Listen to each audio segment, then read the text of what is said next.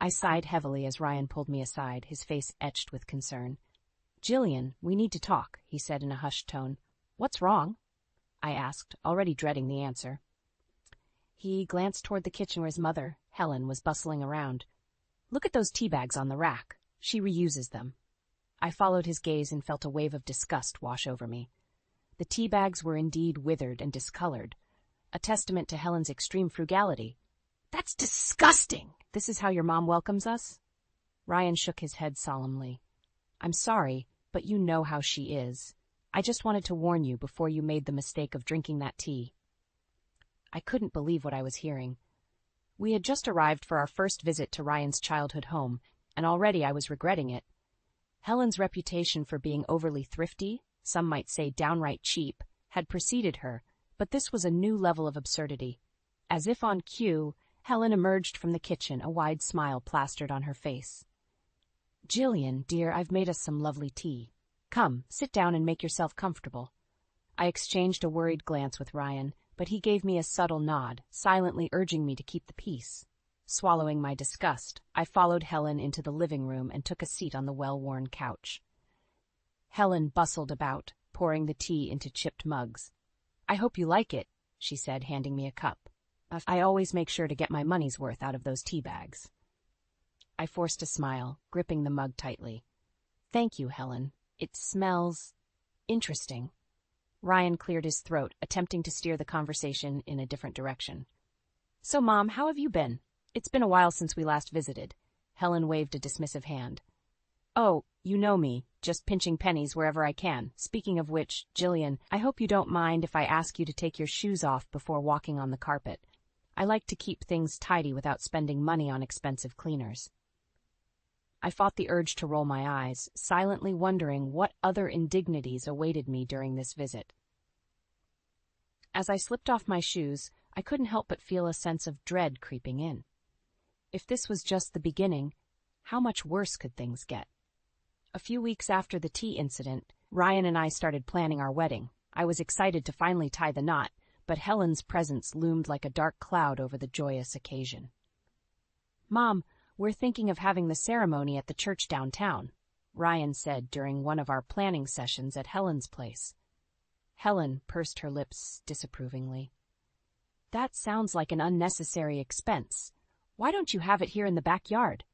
I can make all the decorations myself from recycled materials." I cringed at the thought of a backyard wedding adorned with repurposed junk.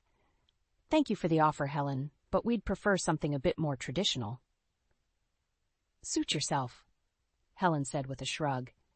"But don't expect me to contribute financially. I'm on a fixed income, and every penny counts."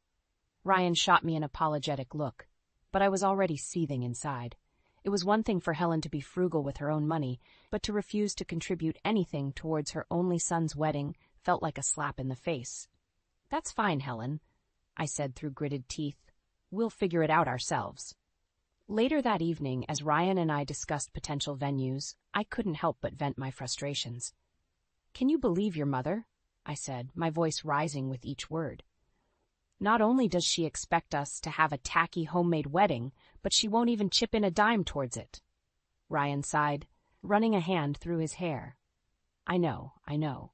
She's always been like this. I'm sorry, Jillian. I wish there was something I could do." "Well, there is something you can do," I said, an idea forming in my mind. "You can stand up to her for once.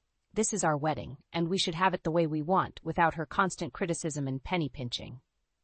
Ryan looked torn, his loyalty to his mother clashing with his desire to please me. "I'll try talking to her again," he said finally. "But you know how stubborn she can be."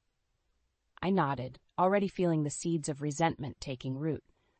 If Helen wasn't going to cooperate, then I would have to find a way to make her see reason, even if it meant playing hardball. As the weeks went by, the wedding planning only grew more stressful. Helen consistently shot down our ideas, insisting on cheaper alternatives that lacked any semblance of elegance or class. I found myself constantly at odds with her, and Ryan was caught in the middle, desperately trying to keep the peace. One particularly heated argument erupted when Helen suggested I wear an old wedding dress that she would remodel for me. "Absolutely not," I shouted, my patience finally snapping. This is supposed to be the happiest day of my life, and I refuse to look like a ragamuffin because you're too cheap to let me buy a proper dress." Helen's eyes narrowed dangerously. "Watch your tone, young lady. I'm only trying to save you money." "Well, we don't need your kind of saving," I spat back. "If you're not going to support us, then maybe you shouldn't be involved at all." The words hung heavy in the air, and for a moment I thought I saw a flicker of hurt in Helen's eyes. But just as quickly her expression hardened, and she turned her back on me without another word. As the tension in the room threatened to suffocate us, I couldn't help but wonder if I had gone too far. But deep down, I knew this was just the beginning of a long, bitter battle, and I was determined to come out on top, no matter the cost. Tensions reached a boiling point during a pre-wedding family dinner. My parents, Louise and Robert, had come over to Helen's place to discuss the final arrangements. As we gathered around the table, Helen wasted no time in making her opinions known. "I still think a backyard wedding would be the most economical choice," she said, her tone smug. I felt my jaw clench, but before I could respond, my mother spoke up. Jillian deserves to have the wedding of her dreams," she said, her speech slightly slurred due to her impairment. Helen's eyes narrowed as she regarded my mother. "Well, I'm sure she would if she had the money for it," she said pointedly.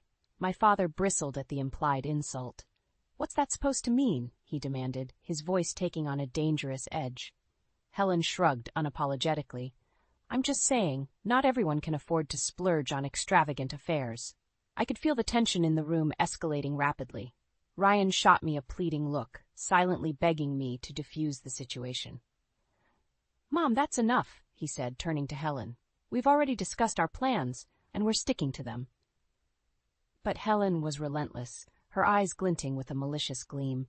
"Well, if you ask me, it's a waste of money. But I suppose that's easy for you to say when you're not the one footing the bill." My father slammed his fist on the table, causing the silverware to rattle. "Listen here, you old bat," he snarled, his face flushed with anger. "We've worked hard our entire lives to provide for our daughter, and we'll be damned if we let you disrespect us like this." The room fell deathly silent, everyone holding their breath in anticipation of Helen's response.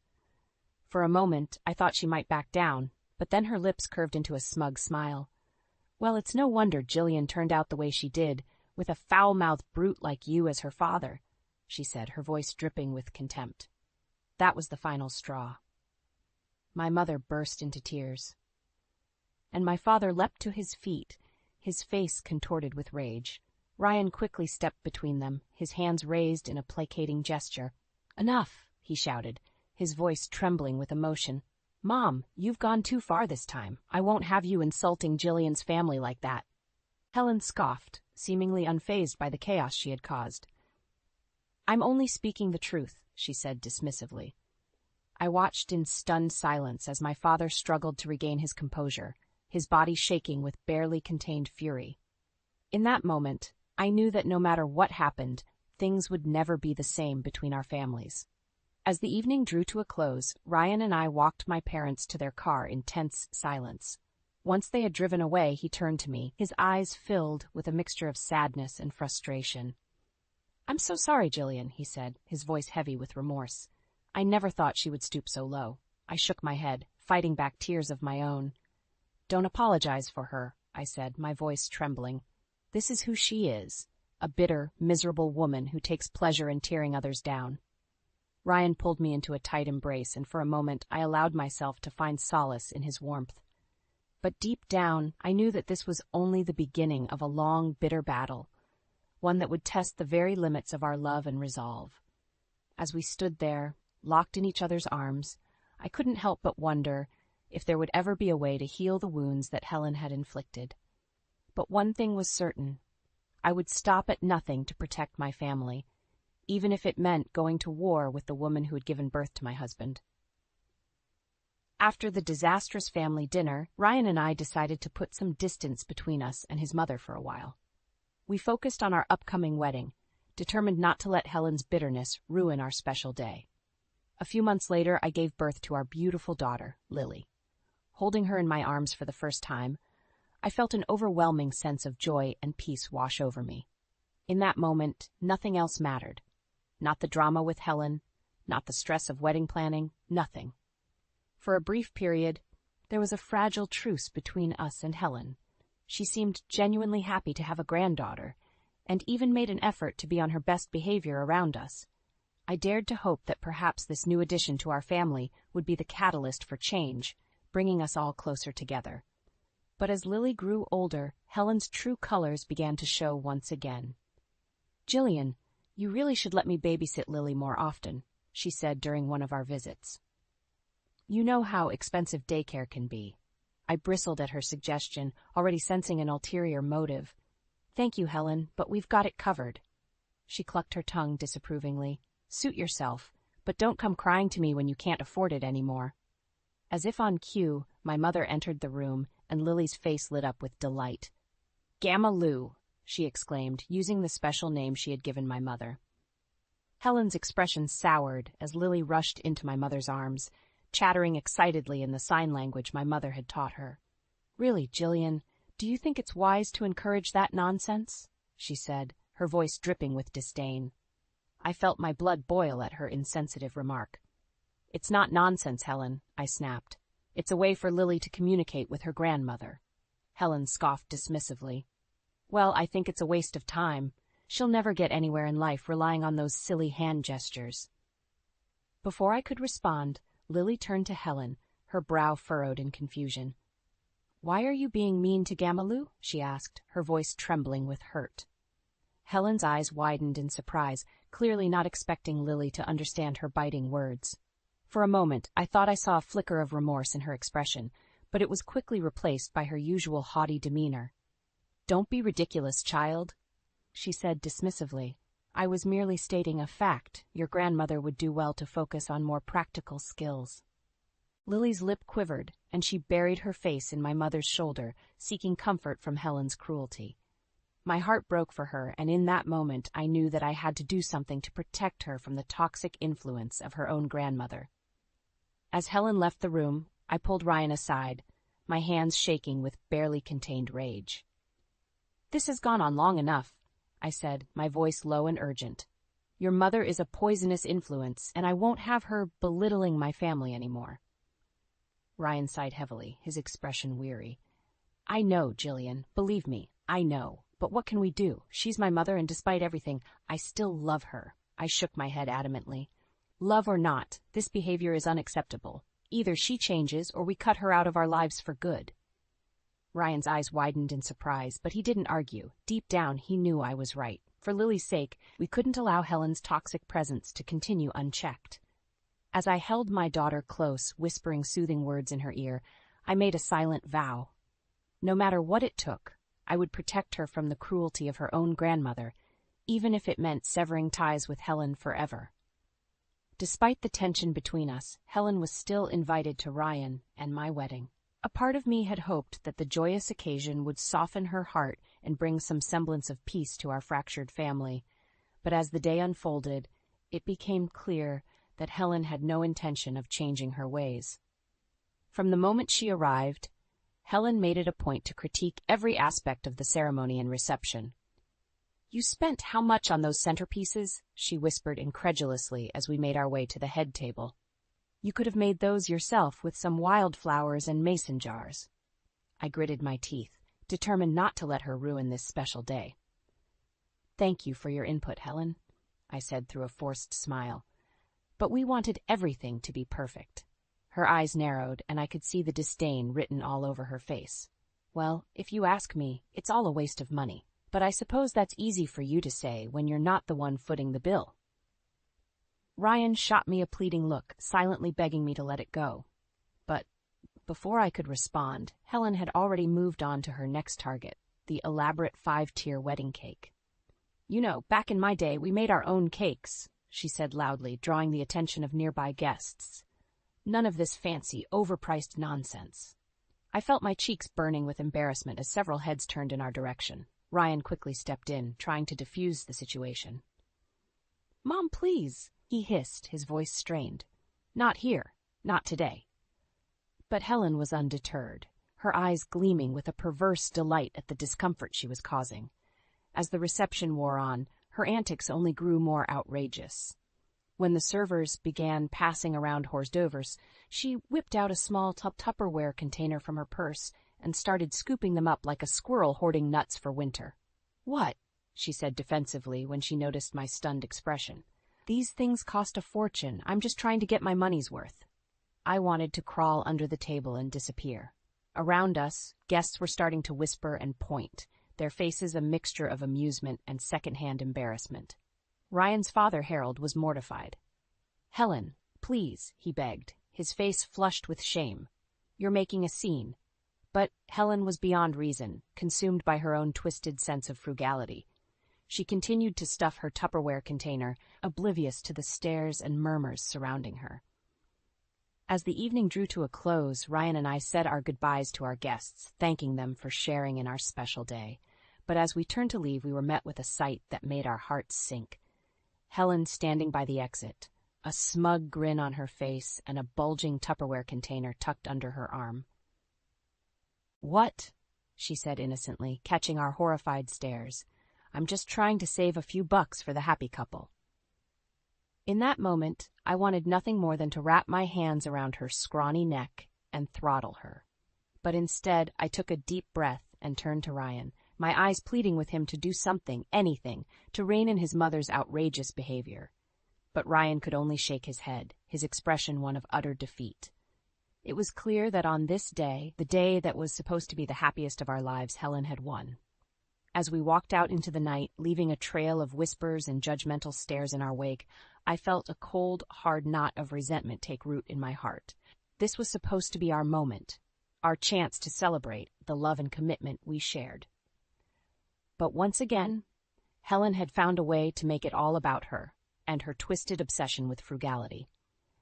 In that moment, I made a silent vow to myself. One day, somehow, I would make Helen pay for all the pain and humiliation she had caused. It might take years, even decades, but karma has a way of catching up to those who deserve it most. And when it did, I would be there to savor every delicious moment of her downfall. The air was thick with tension as we gathered at the funeral home to say goodbye to Ryan's father, Harold. What should have been a solemn occasion was quickly overshadowed by Helen's usual antics. "I can't believe the prices they charge for these things," she muttered under her breath as we filed into the viewing room. "It's highway robbery, if you ask me." I shot her a warning look, but she seemed utterly oblivious to the inappropriateness of her comments. As we took our seats, I noticed her eyes darting around the room, scanning every surface with a critical gaze. It wasn't until the service began that I realized what she was up to. As the minister spoke, delivering a heartfelt eulogy, Helen reached into her purse and pulled out a small roll of toilet paper. With a furtive glance around, she quickly stuffed it into her pocket. I couldn't believe what I was seeing. Even in the face of death, Helen's obsession with frugality knew no bounds. I nudged Ryan, gesturing discreetly towards his mother, but he simply shook his head, too consumed by grief to deal with her nonsense. After the service, as we gathered in the lobby to greet mourners, Helen's behavior took an even more disturbing turn. "Did you see the spread they had set up?" she whispered to me, her eyes gleaming with excitement. "All those fancy little sandwiches and pastries? You know how much they must have spent on that." Before I could respond, she had already made a beeline for the refreshment table, her purse clutched tightly in her hands. I watched in horror as she began scooping up handfuls of food, stuffing them into her purse with reckless abandon. "Helen, what are you doing?" I hissed, trying to keep my voice low. "This is a funeral, for God's sake." But Helen was too far gone, consumed by her own twisted sense of greed. She continued to plunder the table, oblivious to the shocked stares of the other mourners. It wasn't until Lily, my sweet, innocent daughter, caught sight of her grandmother's actions that the true extent of Helen's depravity was laid bare. "Grandma, why are you taking all that food?" she asked, her voice laced with confusion. Helen froze, her face flushing with embarrassment as she realized she had been caught red-handed. For a moment, I thought I saw a flicker of remorse in her eyes, but it was quickly extinguished by her usual defiance. "Mind your own business, child," she snapped, her voice dripping with venom. "I'm just trying to save a few bucks, that's all." Lily's eyes widened, and she took a step back, her small body trembling with fear and hurt. In that moment, something inside me snapped. "That's enough, Helen," I snarled, my voice resonating with a fury I had never known before. "You've gone too far this time." Helen opened her mouth to protest, but I cut her off with a wave of my hand. "No, don't even try to justify this," I said, my words slicing through the tense silence like a knife. "You've humiliated us for the last time." Ryan, his face etched with a mix of relief and shame, stepped forward to stand by my side. For once, he didn't try to play the peacemaker. He knew that his mother had crossed a line that could never be uncrossed. As the whispers and stares of the other mourners washed over us, I felt a strange sense of satisfaction settle in my chest. Finally, after years of enduring Helen's cruelty and humiliation, the tables had turned. And as she stood there, her face flushed with embarrassment and her purse stuffed with stolen goods, I knew that this was only the beginning of her downfall. The community that had once turned a blind eye to her eccentricities was now watching, their judgmental eyes scrutinizing her every move. And as word of her actions at the funeral spread, I knew that the same people who had once tolerated her would now turn against her, casting her out like the pariah she truly was. As we left the funeral home, Helen trailing behind us with her head hung in shame, I couldn't help but feel a twisted sense of vindication.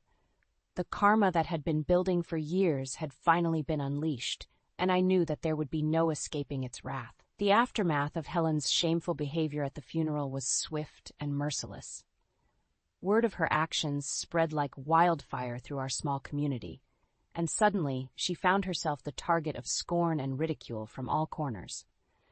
It started with the whispers and pointed stares whenever she ventured out in public. The neighbors who had once tolerated her eccentricities now regarded her with thinly veiled contempt, their eyes following her every move as if she were a common criminal. Then came the more overt acts of harassment. One morning, Helen awoke to find her front yard littered with toilet paper rolls, a cruel mockery of her theft from the funeral home. Another day, she returned from running errands to find a bag of stale bread left on her doorstep, a twisted reminder of her obsession with never letting anything go to waste. At first, Helen tried to brush off these incidents, her pride too strong to admit that she had brought this upon herself.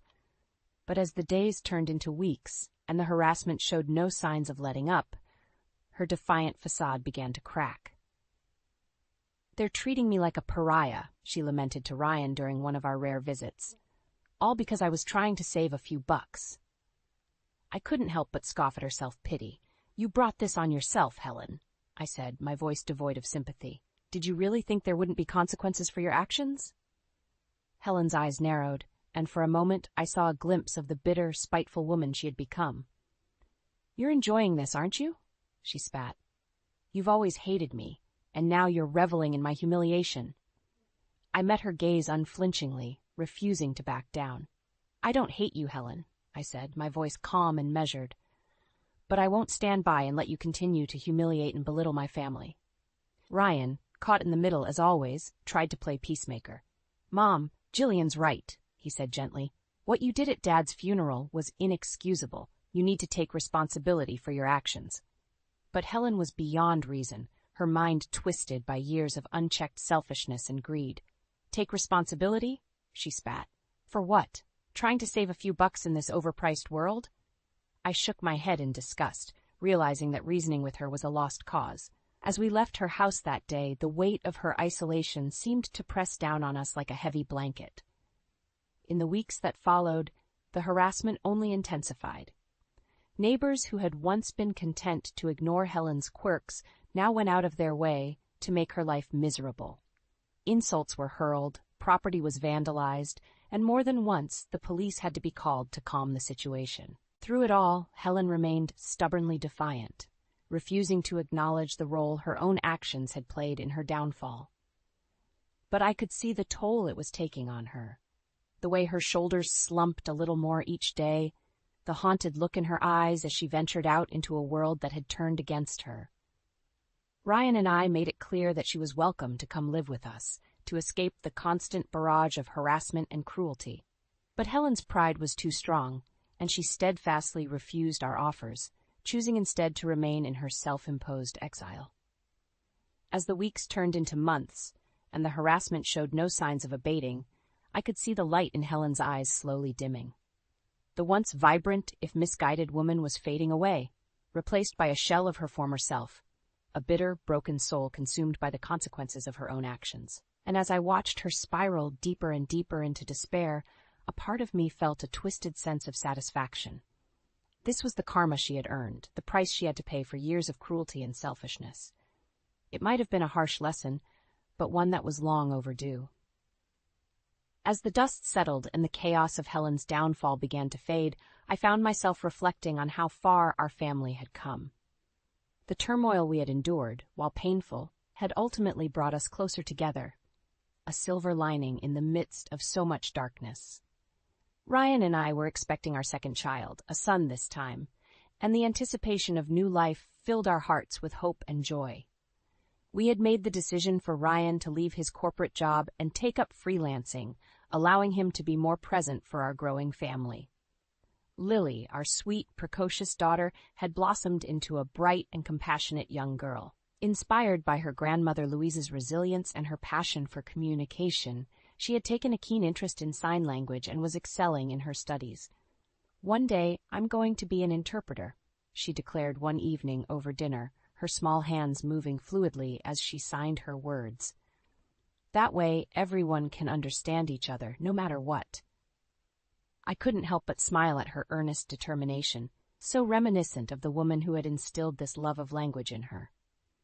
Louise beamed with pride, her eyes shining with unshed tears as she watched her granddaughter's nimble fingers dance through the air. As for Helen, her fate remained shrouded in uncertainty. We had extended an open invitation for her to come and live with us, to escape the constant harassment and isolation she had endured. But her stubbornness and pride had proven too strong, and she had steadfastly refused our offers, choosing instead to remain in her self-imposed exile. Part of me still felt a twinge of sadness at the thought of her suffering, alone and ostracized from the community she had once been a part of. But a larger part of me knew that this was the price she had to pay for her years of cruelty and selfishness. Karma, it seemed, had finally caught up with her. As the months passed and the birth of our son drew nearer, Ryan and I made the decision to start fresh, a clean slate for our growing family. We packed up our belongings and said goodbye to the town that had been the epicenter of so much drama and heartache. On the day we left, I couldn't resist one final visit to Helen's house. Part of me hoped that she would have a change of heart, that she would see the error of her ways and come with us, seeking redemption and a chance to rebuild the relationships she had so carelessly destroyed. But as I approached her front door, a sense of dread settled in the pit of my stomach. The once well-kept yard was overgrown and unkempt, the windows shuttered and dark. It was clear that Helen had retreated even further into her self-imposed exile, cutting herself off from the world that had turned against her. With a heavy heart, I turned and walked away, leaving Helen to the consequences of her own actions. As I climbed into the car and looked back one last time, I couldn't help but feel a sense of closure wash over me. This chapter of our lives was finally coming to an end, and a new, brighter one was just beginning. As we pulled away, the weight of Helen's influence lifted from our shoulders, like a heavy burden we had carried for far too long. In that moment, I made a silent vow to let go of the bitterness and resentment that had consumed us for so long, and to embrace the future with open arms. Our family had been through the fire, tempered and strengthened by the trials we had faced, and as we embarked on this new journey, I knew that no matter what challenges lay ahead, we would face them together, united by the bonds of love and resilience that had carried us through the darkest of times. The road ahead was uncertain, but one thing was clear. The toxic grip of Helen's influence was finally broken, and we were free to forge our own destiny, unshackled by the weight of her cruelty and selfishness.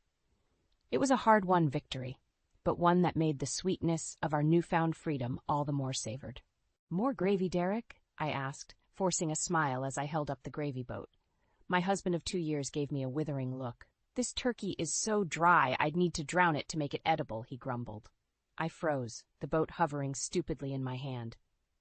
Dry turkey? Impossible. I'd hired Chef Marcello, one of the top chefs in the city, to prepare this meal. It had cost me a small fortune, but I wanted our first Christmas dinner as husband and wife to be perfect. Derek's complaints stung. I'd gone to such lengths, only to have him criticize my efforts in front of both our families. "Oh, come now, it's not that bad," his mother Ruth protested. "Here, just needs more gravy." She scooped a big spoonful onto Derek's plate, shooting me an apologetic look. "More gravy isn't going to rescue this disaster," Derek snapped. He shoved his plate away in disgust.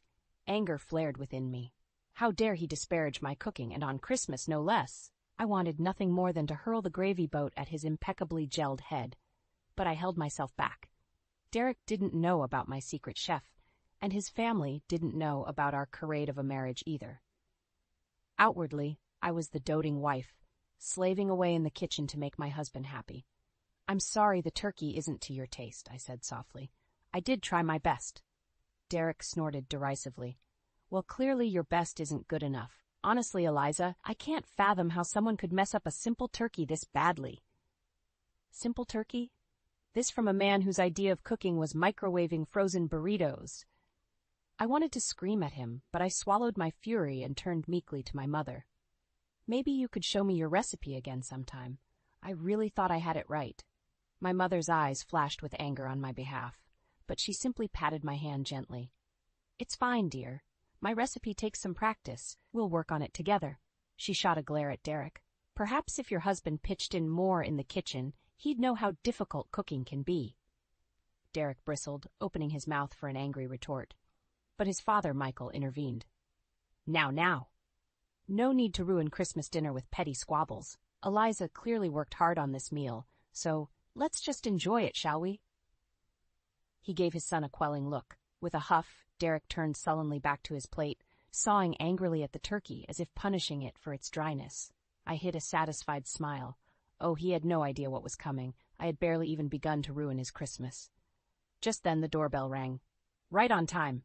I'll get it," I said quickly. I ignored Derek's glare as I practically sprinted for the door, heart hammering with anticipation. This was it. My revenge began now. I took a deep breath and composed myself.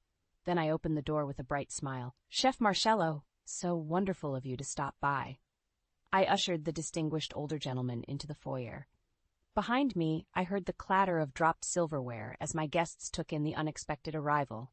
Marcello inclined his head graciously. "Of course, madame. I wanted to compliment you on the meal. It was prepared to perfection." I turned to Derek with an icy smile. "Surprise, darling. I didn't actually cook this dinner. Chef Marcello did. Funny how even a professional got it so terribly, terribly wrong." Derek looked like he wanted to melt into the hardwood floor. His face turned bright red as Chef Marcello gave a slight bow. "My apologies for the deception," the chef said smoothly, "but Madame requested I keep my involvement discreet." My mother pressed a hand to her chest, eyes wide. My dad just shook his head in disbelief, but it was Derek's parents who reacted most strongly. "What is the meaning of this?" Michael demanded, rising from his seat. "Eliza, why on earth would you embarrass Derek like this in front of his family?" Ruth also stood up, glaring daggers at me. "After everything we've done for you, we treated you like our own daughter." I stood calmly amidst the uproar. "Believe me, you'll understand soon enough." I turned to Derek with an icy stare. "Why don't you explain our little arrangement to your parents, darling?" Derek's eyes blazed with anger and humiliation. For a moment, I thought he might actually lunge across the table at me, but then his shoulders slumped in defeat. "Eliza and we're not exactly as we appear," he mumbled. "What do you mean?" Ruth asked sharply. Derek kept his eyes fixed on his plate. "Things haven't been right between us for a long time. I'm away a lot for work on the weekends. I just needed companionship." Michael's face turned thunderous. "Companionship? So you've been cheating on your wife? With who?" I gave a cold, hollow laugh. "Oh, he'll cheat on any young, gullible thing eager for a wealthy man's attention." I tossed photos of Derek with his mistress onto the table. Ruth gasped and Michael roared in outrage. "You snakes," he bellowed. "We welcomed you into our family." Derek's head snapped up, his eyes locking with mine. "This dinner was a setup," he snarled. "You lying, vindictive bitch." He moved menacingly around the table toward me. My dad stepped forward to block him. "Watch yourself, boy," he growled. Derek ignored him. "I know what this is really about. You're pissed I made you quit your job. You want to leech away my money." I met his furious gaze unflinchingly. "You didn't make me do anything. I chose to leave my job because I loved you and trusted you, but clearly that trust was misplaced." Ruth wrung her hands. "Eliza, I don't understand. You two seemed so happy at the wedding." I smiled bitterly. "That's because Derek could be incredibly charming when he wanted something, and at first I was too blinded by love to notice I was just a prize to him." Michael jabbed an accusing finger at his son. "You conned us all." "Eliza was right to expose your lies." He and Ruth hurried out, leaving Derek alone to face the consequences of his betrayal. My anger drained away, replaced by weariness. "The wedding was a dream," I told Ruth quietly. "But dreams don't last, and betrayals are hard to forgive." I turned my back on my infuriated husband. The man I had once loved so completely was a mere stranger to me now. And strangers could inflict deep wounds. The weeks after the Christmas fiasco were lonely ones. Derek buried himself in work, using it as an excuse to avoid me. Not that I minded. The charming, attentive man I had married was gone, replaced by a cold stranger, but the empty house wore on me. With too much time alone, my mind turned to darker thoughts, like why a successful man like Derek would even want a housewife. He used to brag about my marketing career, so why insist I quit after the wedding? I began to suspect he wanted me home, not just to cook and clean, but to keep me from prying eyes. Weekends were the worst, with Derek gone from morning till night. He claimed it was for business trips, but my trust in him had cratered. One Friday morning, I woke feeling particularly low. I shuffled to the kitchen in my bathrobe, sighing at the sink full of Derek's dishes from the night before. As I washed up, I spotted his cell phone charging on the counter. He must have forgotten it. A jolt of adrenaline shot through me. Here was my chance to find out what Derek was really up to. My hands shook as I scrolled through his texts. Most were mundane work messages, until I found a thread with a woman named Amber. My chest clenched as I read their suggestive messages planning a weekend rendezvous. So this was why Derek insisted I stay home. Not to cook and clean, but so he could sneak off with his mistress. I wanted to hurl his phone across the room, but I restrained myself. The texts provided concrete proof of Derek's affair, proof I would need for the next phase of my plan. I forwarded the messages to myself before replacing the phone. Derek would pay for making a fool of me, for parading me around as his doting wife while he snuck off to lavish affection on another woman. My mom was reluctant when I asked her to secretly move in for a while under the guise of being our new housekeeper, but she agreed after I confessed my plan to expose Derek's affair. "Just be careful, Eliza," she urged. "Revenge can be satisfying, but also dangerous." "Don't worry, Mom. I know what I'm doing." And I did. With her help, I gathered more evidence of the affair. Credit card receipts from romantic dinners and hotel stays. Photos of Derek and Amber locked in intimate embraces. I hid it all away, waiting for the right moment. Planning my revenge was thrilling, but strange. The man I was trying to destroy had been my whole world mere months ago, but that man had never really existed. So I hardened my heart and focused on vengeance. Derek didn't realize what was coming. He underestimated me from the start, the doting wife too blinded by love and trust to doubt him. But I was not that woman anymore. And at Christmas dinner, my deception would eclipse his. My exposure of Derek's affair would stun our families. But more importantly, it would free me from the prison of this toxic marriage. I touched the photo of Amber tucked away in my dresser. "You stole my happiness," I whispered to the image of her pretty, smiling face. "Now I'm taking back what's mine." Derek would learn you can't treat people like pawns without consequences. I had all I needed to bring his house of lies crashing down. Now all that remained was timing. I just had to bid my time through this charade of a marriage a little longer. Soon Derek would regret the day he ever betrayed me. "More wine, ma'am?" I smiled at my mother as she refilled my glass in the guise of our housekeeper, Anna. "Thank you, Anna." It was a Friday night, and Derek would not be home. My mother and I were enjoying the opportunity to openly discuss our plans for the impending holiday dinner. "So I'll confront him first, and then you come in as the chef?" I confirmed. Mom nodded. It's less predictable that way. Derek won't know what hit him.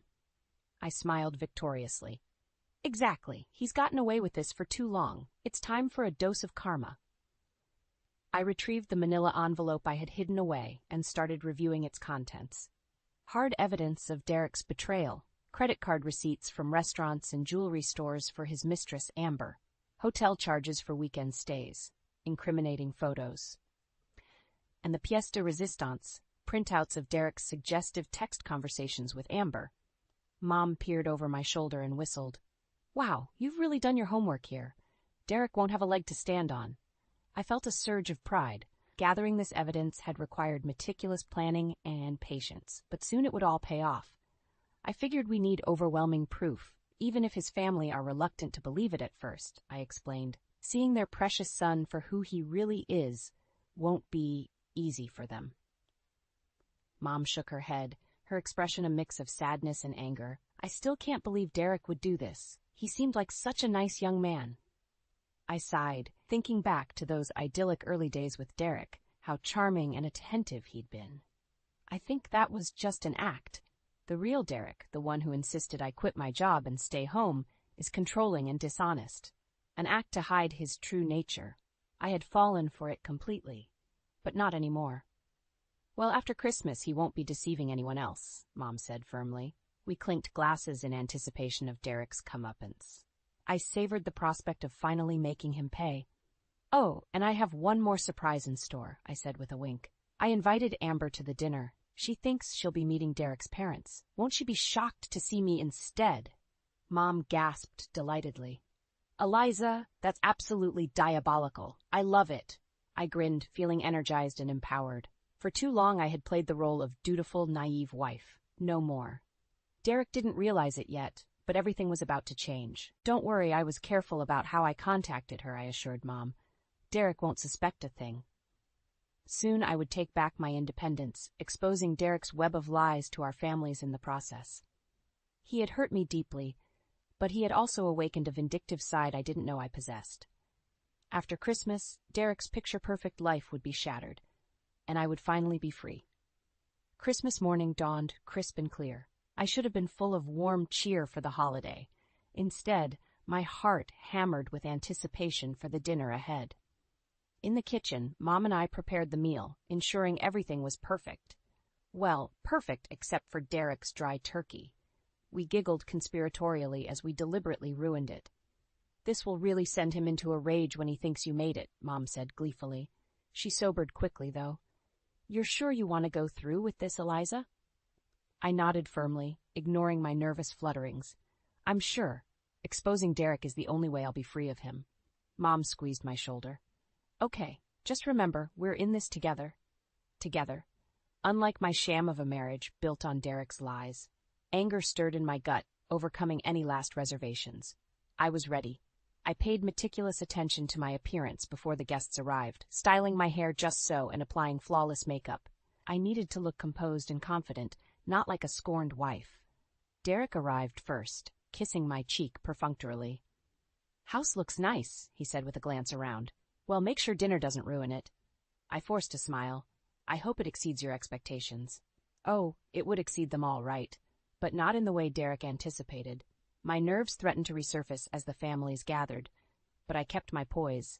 Only Mom knew the tempest brewing inside me. At last, we were all seated around the table laden with food. Derek's parents heaped praise on the spread. This looks wonderful, Eliza, Ruth said. You've outdone yourself. Outdone herself indeed. I nearly laughed out loud. Ruth had no idea a professional chef prepared this meal, but she would soon enough. Let's dig in, Derek said, carving into the turkey. He lifted a bite to his mouth, chewing slowly. I held my breath. His face darkened. It's so dry I can barely swallow, he spat, throwing down his fork angrily. Did you even cook this thing fully, Eliza? And there it was, my cue. I made a show of looking hurt at first. Then I stood slowly, fire in my veins. Actually, Derek, I didn't cook this at all. Chef Marcello handled the whole meal. I stepped aside with a theatrical sweep of my arm as Mom entered, right on time in her chef's uniform. A collective gasp rang out around the table. Derek froze, eyes wide with shock and rage. I smiled coldly. Surprise, darling. It seems even the best chef in town couldn't satisfy your palate. Derek leapt to his feet. How dare you embarrass me like this? He jabbed a finger at me. This little stunt just proves you're nothing but a petty, vindictive bitch. I didn't flinch. Sticks and stones, Derek. Now sit down. We're just getting started. The room crackled with tension. Derek's parents looked bewildered and alarmed. My father sat ramrod straight, ready to intervene if needed. This was it. My moment had arrived. Derek glared at me, fists clenched. The rest of the family looked on warily. I smiled coldly. What's wrong, darling? You seem nervous. Enough games, Eliza, Derek growled. Explain yourself right now. I shrugged. It's quite simple. You've been lying to everyone about our marriage while carrying on an affair behind my back. Gasps erupted around the table. Derek's mother grasped his arm. Derek, is this true? He yanked away angrily. Of course it's not true.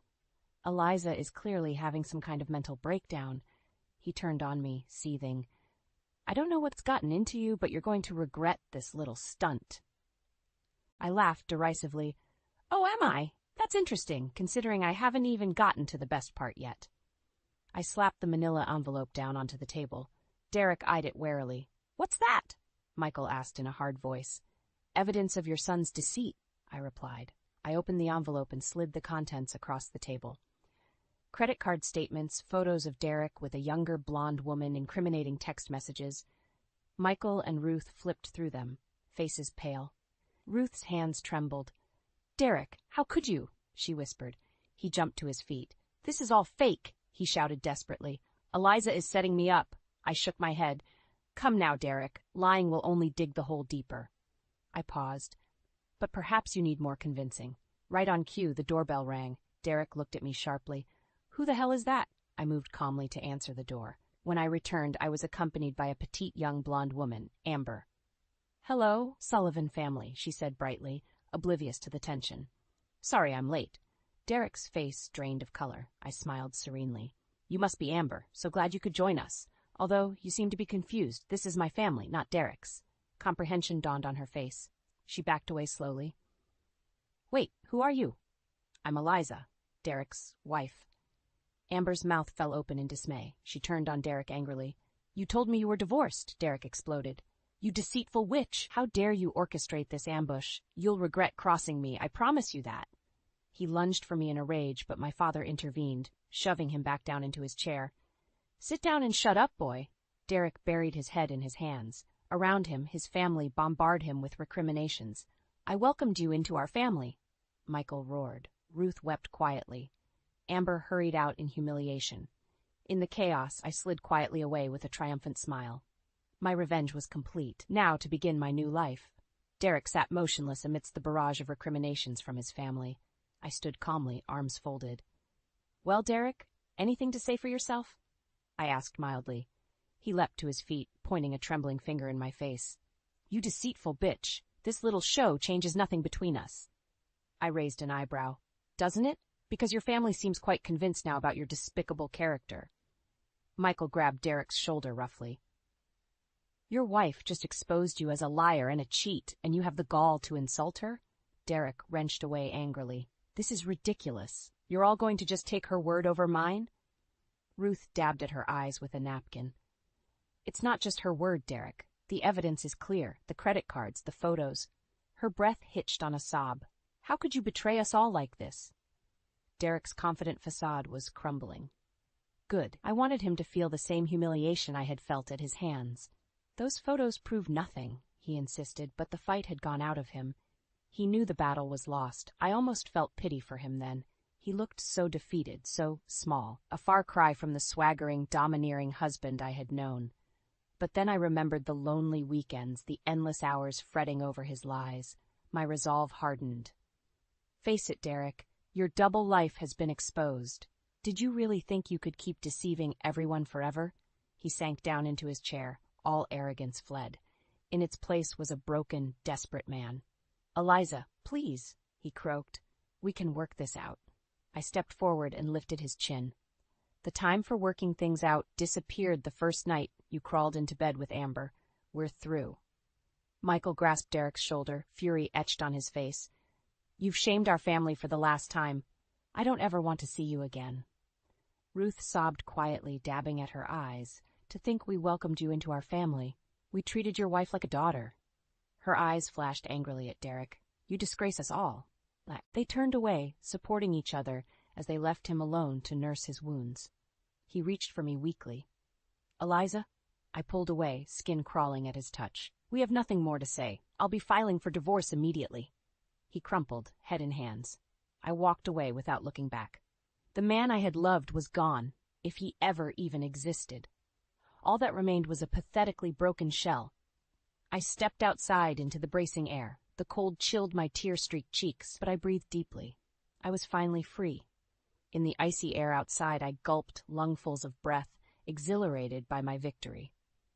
Inside, Derek remained trapped in the wreckage of his ruined life.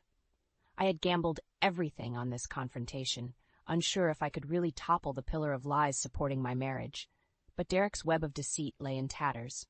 The revealing of his double life was my emancipation. I left Derek to wallow in self-pity and slipped back inside. In the dining room, Amber sat crumpled against the wall, sobbing into her hands. She flinched when she saw me. "I'm sorry," she choked out. I didn't know he was married. Looking at her tear-stained face, my anger evaporated. She was just another of Derek's victims, foolish perhaps, but undeserving of this humiliation. I squeezed her hand gently. "It's not your fault. Derek lied to us both. What matters now is that we move on, without him." She looked up, eyes rimmed with red but resolute. With a quivering smile, she squeezed my hand back. Sometimes wisdom emerged from even the most broken places.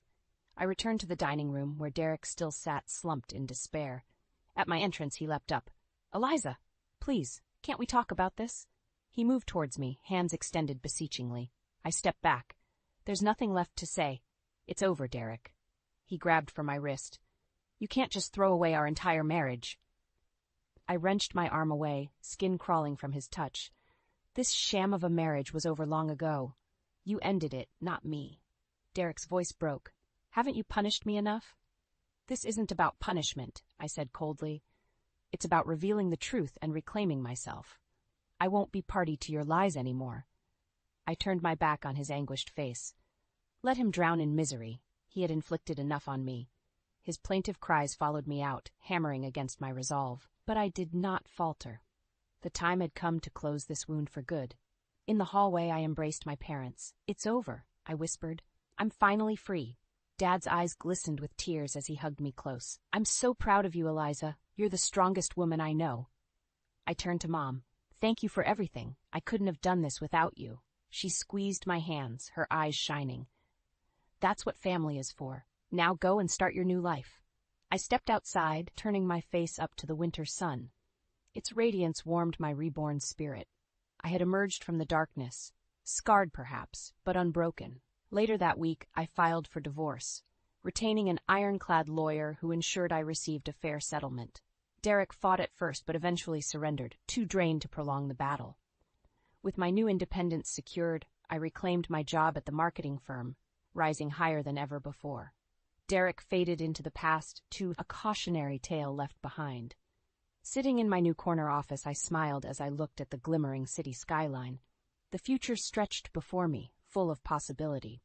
I had taken back my life, and this time I was building it on my own terms.